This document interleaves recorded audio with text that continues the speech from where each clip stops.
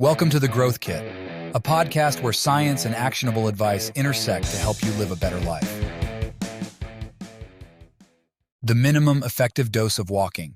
Do you really need 10,000 steps? Walking is the best possible exercise. Habituate yourself to walk very far. Thomas Jefferson. That 10,000 number always sounded a little too perfectly rounded. It turns out that it came from a marketing campaign for a pedometer in Japan during the 1960s. The Japanese character for 10,000 looks like a person walking, so the device was called the MindBodyDad, or 10,000 steps meter. While there's nothing wrong with aiming to get 10,000 steps in a day, we can get a little more precise in terms of a goal when it comes to the minimum effective dose for walking. With the average American achieving less than 4,000 steps daily, this becomes incredibly important. It's no secret that walking is remarkably powerful for your health, so let's dive into the least amount of steps we should be taking each day to reap the benefits. The health benefits of walking. The older I get, the more important I realize walking is for our mind and body. One of the reasons I find this to be the impact it has on my patients' recovery. After I stress the importance of moving more to aid in their recovery from stroke, amputation, etc., the typical patient says, "Oh, I move a lot." When I tell them they probably have a built-in pedometer on their phone, which they tend to always carry around with them, and we look at it together, the tone changes, and we set a goal to average a couple of thousand more steps per day. There is a stark contrast in the recovery of those who look at their steps and build upon them, and those who don't. Beyond helping support rehabilitation, walking has some pretty remarkable health benefits that extend beyond the physical realm. First, blood pressure. A 2010 systematic review of 27 randomized control trials found that walking briskly can lower blood pressure.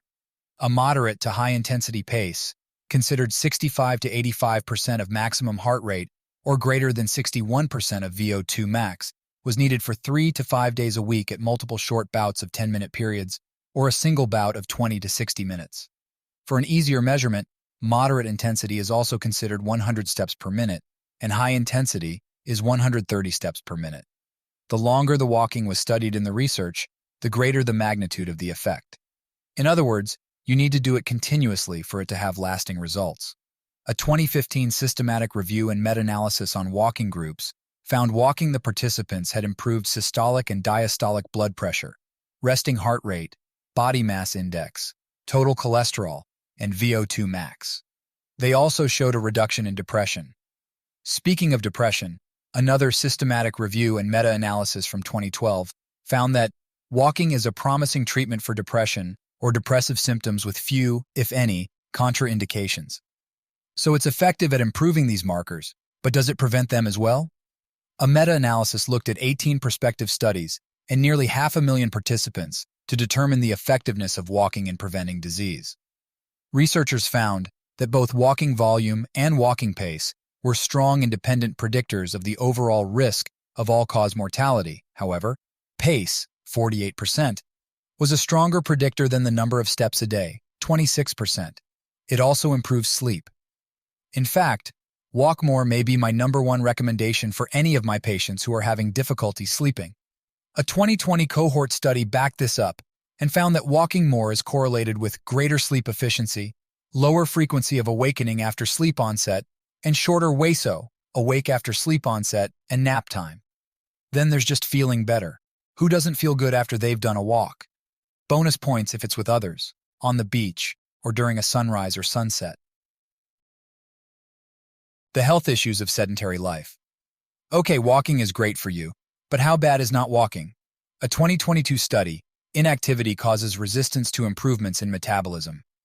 After exercise spells it out. The researchers found that a day spent mostly sitting prevents a subsequent bout of exercise from causing the normal postprandial increase in fat oxidation and lowering of plasma triglyceride concentration, that is, exercise resistance. In other words, to ensure a high fat oxidation rate, regardless of how much you exercise, you need to be active when you're not working out by simply moving more.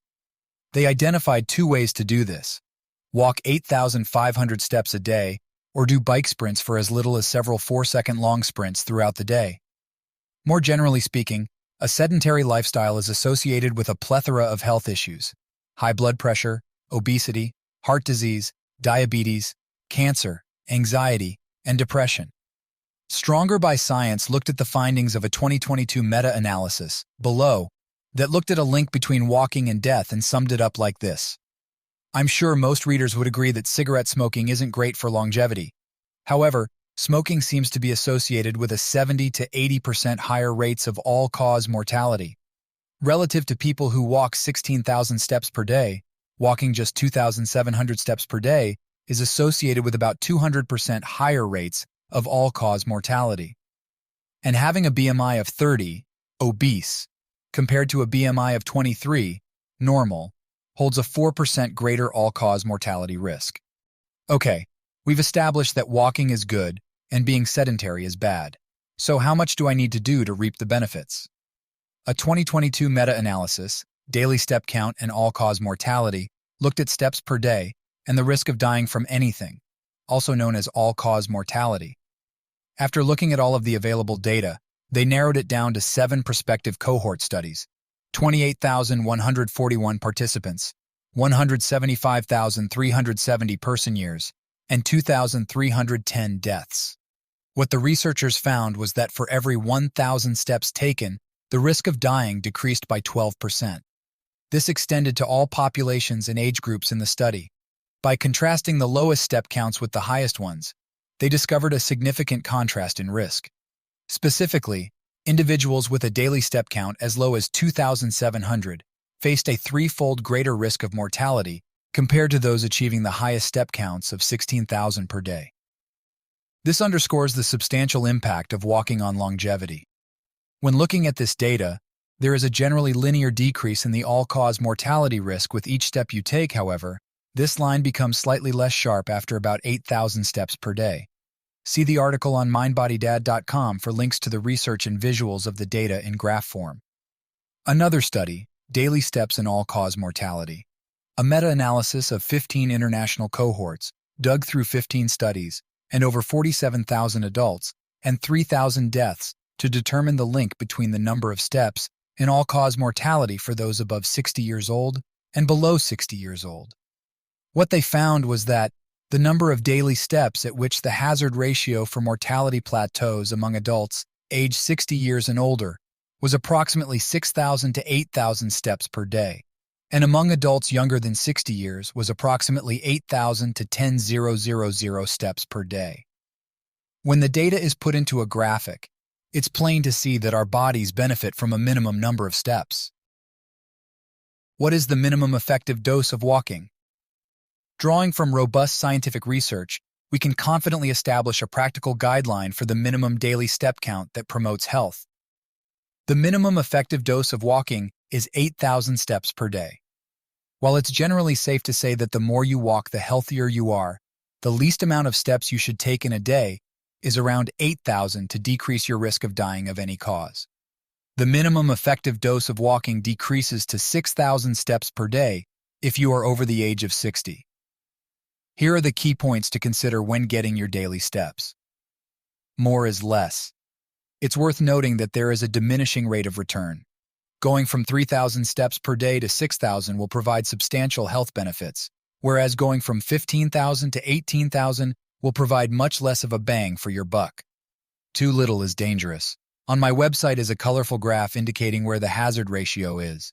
The red and blue above the hazard ratio line indicate that the risk of dying increases significantly with every less step under 5,500 a day for those less than 60 years old, and approximately 3,000 steps per day for those older than 60. Pick up the pace. Walking at a pace that is at least moderate in intensity, or 100 steps per minute, is correlated to greater health benefits. Spread your steps out. Don't hit your 8,000 step target before breakfast, then park your butt in your office chair. Research has shown that spreading out your bouts of activity throughout the day has a much greater impact. Consider rucking. Rucking, or carrying weight in a pack on your back, is an incredibly simple and powerful workout. If you want a bit of a challenge and a better ROI with each step, then consider rucking. What I do. I love walking, hikes, city streets, 100-degree weather, snow-laden streets, morning or night. I welcome any situation as long as I get to put one foot in front of the other. This is to the tune of about 10 to 20,000 steps per day. It's less on the weekdays, more on the weekends, and way more if I'm training for a race or on vacation. Walking faster has been shown to be better than going slower, so I try to have a quicker pace and spread my bouts throughout the day whenever I can. After lunch is my most consistent time, with the added benefit of getting sunlight and getting a postprandial blood sugar management hack.